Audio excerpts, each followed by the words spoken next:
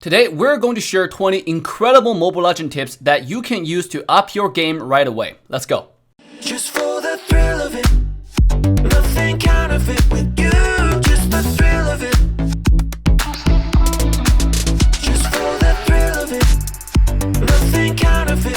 Yo guys, how's everyone doing? This is your guy AssassinDave. Welcome back to the foreign famous family again. Before we get started, I know more than half of y'all beautiful sexy people watching have yet to join the coolest, greatest, and baddest family in the world of Mobile Legends. If you enjoy the content, make sure to drop the like, subscribe, and turn the bell on to all notification bells. I upload videos on a daily basis to keep you guys entertained and informed. So without further ado, let's get the video started.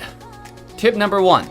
If Angela uses her ultimate on Hanzo, she will always follow Hanzo's active controlling unit, whether that would be Hanzo's shadow or actual body. You can also jump out at any time if Hanzo is using his ultimate to get a long-range teleport. Tip number 2. When you're playing Hanzo and you're not sure whether you can get enough stacks to proc your skill 1, or you simply need a few more stacks to fully charge your skill 1 so you can use it, you can always auto-attack something first, whether that something might be a tower, minions, jungle creeps, and then you can dash onto your enemy and use your skill 1 right away. Tip number 3. When you're playing Hanzo and you're already out of energy with your ultimate, you can still use your skill 2 and skill 1 before your body comes to your shadow to maximize your damage. Just make sure to not put yourself in harm's way when that happens. Oh, and remember to throw a skill 2 once your body and shadow reunites, just to, finish things off. Tip number 4.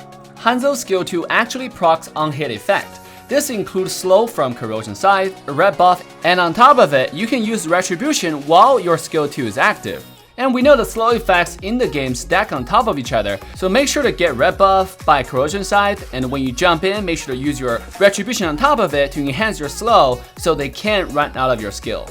Tip number 5.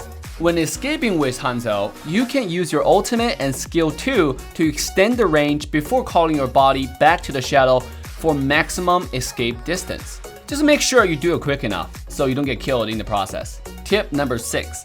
If you land a knockup successfully with Guinevere, make sure to always follow up with an enhanced auto attack first, or skill 1 if you don't have the enhanced auto attack, and then use your ultimate, and when you finish with your ultimate, use another auto attack and skill 1 before you dash away to safety. This way you can maximize your damage output. Number 7. Did you know that Grok's wall and Badang's wall both count as real structure in the game, and they will interact with Fanny's cable or Kai's ultimate? So next time you play duo or trio with your friends, make sure to give this combos a try. Tip number 8. Alpha skill 2 regenerate HP based on enemy quantity hit. So if Alpha use skill 2 on Glue's ultimate, he will regenerate insane amount of HP back instantaneously. Tip number 9. Glue can stick onto people with his ultimate if he has full stack passive on the hero. But did you know you can actually jump onto the target from distance so far that it actually might be across the entire phone screen? Tip number 10. If Mathilda used skill 2 to leap into a Johnson who's holding his ultimate, it will actually allow her teammate to follow Johnson's ultimate after he started driving. Just make sure you tell your friends to only activate the follow button after Johnson finished the initial acceleration phase and start taking off. Now, before we continue for the next 10 tips, let me first show you how you can add 20% bonus diamond for all your future diamond purchase, so you can buy a lot more skins and have a lot more fun with Mobile Legends. Do you want to multiply your diamond amount in-game without spending an extra penny? Well, Aptoide got you covered! This is how it works. For those of us who downloaded Mobile Legends from the Google Play Store, whenever you make purchase in-game, the App Store actually takes a cut from that purchase and then give the rest to the developer Moonton. Aptoide, as the largest independent app store, is actually sharing that profit with you as long as you download Mobile Legends through their app store instead. And whenever you purchase diamond through the Aptoide Mobile Legends, you will instantly receive 10% bonus and potentially double that if you're one of those well spenders. Basically, the more you spend, the more bonus you will receive. And all you need to do are just 2 simple things. Number 1, use the link in description below to re-download Mobile Legends on your device. And when you re-download the app, your phone will most likely prompt you a window regarding the safety of the download. That's just big tech trying to monopolize your business. So make sure to select trust when it shows up. Number 2, go to Google Play Store and download an app called AppCoins Wallet. This is the app that allows you to track all your bonuses and rewards to know how much extra diamonds you can purchase. And that's it, you're good to go. You can now open up your re-downloaded Mobile Legends app, quickly finish the tutorial in a few minutes, and sign in to your original account and start receiving rewards for any of your future purchases. AppToy is totally safe and secure as I am currently doing all my Mobile Legends purchases through the app. I mean, they didn't get to be the largest independent app store for nothing. You can select any payment method you like based on your region. Easy and secure. Hope this will help you guys purchase more skins you want in the game. Make sure to re-download your Mobile Legend with the link below now and start getting bonus reward while watching this video. Tip number 11. When you are invading enemy blue, try not to kill the small blue creep, because as long as the little blue buff creep is still alive, enemy blue will not go into spawn timer.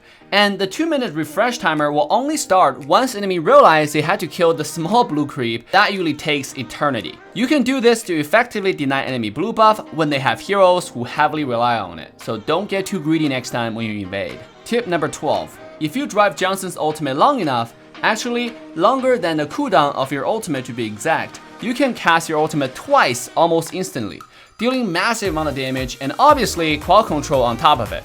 I mean, with constant skill cap flattening on Johnson, you can literally do 360-degree turn around any jungle buff or wall or structure in the game. You just need to get creative and try. Tip number 13.